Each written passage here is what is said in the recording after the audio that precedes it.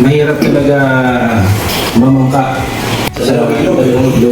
Kahit anong focus mo na ano, pero pag dalawa, nawawala yung focus. So kailangan talaga dapat isa lang. Mas maraming confusion. Kasi gusto mo matapon, tapos dahil ka ng gugulo. Ang gusto mo ay manalo, lalo ka tatalo. Ang focus mo ay matapos hindi yung mabago talaga.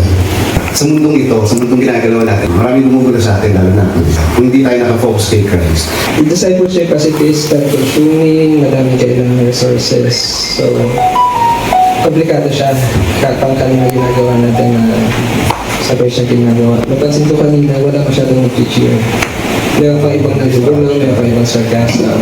So siguro kapag nahihirapan ka na, tapos kung ang marinig mo pa ay something na negative, mas lalo kang mahihirapan. Pero kung as one body, kung tayo mag-encourage tayo, palagay ko mas ginanahan yung mga maglalaro, mas mapapabilis pa. Dapat maging isa tayo. Isa yung goal natin.